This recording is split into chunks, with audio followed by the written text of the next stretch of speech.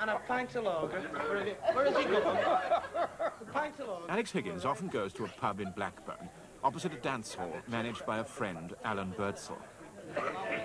Just prior to him winning the World Snooker Championship, he'd come in to me and he'd say, "Lend's a quid. Lend's a quid, Alan, will you?" I'd say, "Sure, I'll lend you a quid." And then he'd do this the following week. "Lend us another quid, will you?" I said, "Yeah." Anyway, this would get up to about 8, you know. And then suddenly he'd have a win. He says, "There's the 8 quid I owe you." You know, this is Alex. Alex all over, you know. Can you imagine sort of living in Belfast and having £5 a week to spend, and then suddenly you come over to the British Isles, this wonderful land of opportunity, and suddenly you find yourself here earning a really good wage a week. You're bound to go a bit reckless at first, and it's bound to be a phase. It can't last all the time, you know. There was a very good American film called The Hustler, which was about American pool, which is rather like snooker. Paul Newman makes this very fine speech about what it's like playing pool, that you feel that you are in charge of everything, that everything is going your way. He compared it with being a jockey, and that you have a sense that you're going towards a goal perfectly. I mean, do you have that feeling? Well, I mean, you see... When you're actually playing, I mean. Well, you could say, take for instance Lester Piggott. If he's sitting on a hot field for the Derby, and he's sitting there 2 furlongs out, and he's just sitting there, just waiting, you know, and he's got 2 stone in hand, you know, he just lets it go, and he knows it's going to win. That's the real thrill.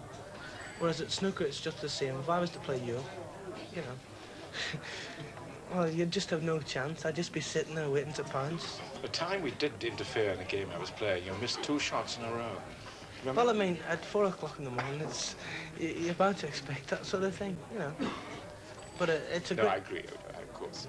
It's a great feeling to sit there and have a stone in hand, and just win by half a length. And the other bloke thinks, well, I only got beat. So he comes along the next time and thinks, I'll beat him. I was unlucky. But he wasn't unlucky. Do you feel this very strongly each frame you play? Well, do you have this feeling as the game comes to its end? Well, obviously, every game's not the same. But at the same time, there's frames when you know, you can see a break form in your mind. You know, after the first 2 or 3 shots, you can visualize what you could do.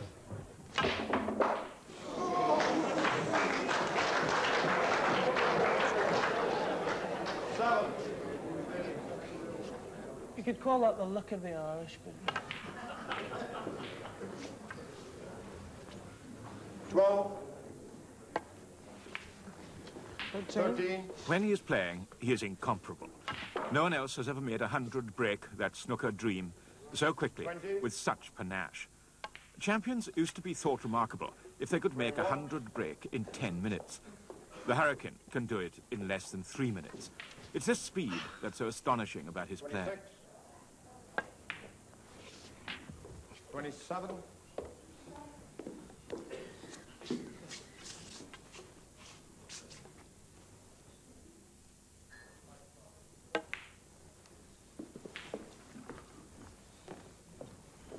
34.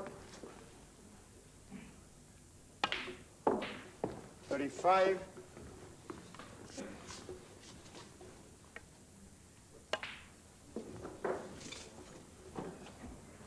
41.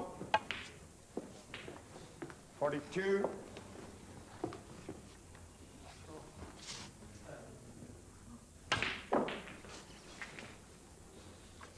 49.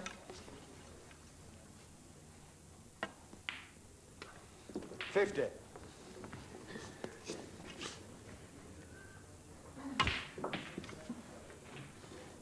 57.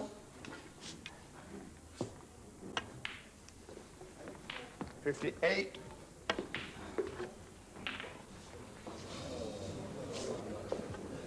64. 65.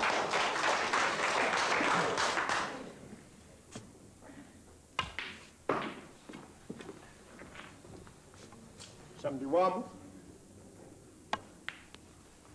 72.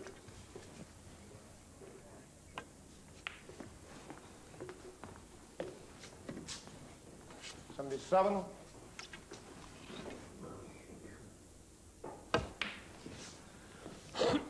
79.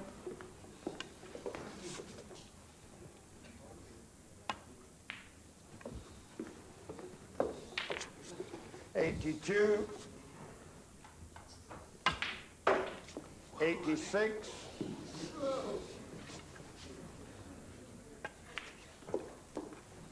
91.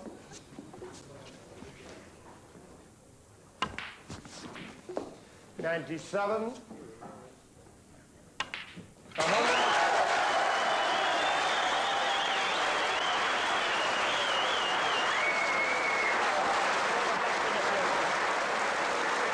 Time it, please. No, I don't think they did, Alex. Did anybody time Leave it out. 20 minutes. More like it. Did anybody time that break by any chance? Pardon? 2 minutes 55 seconds.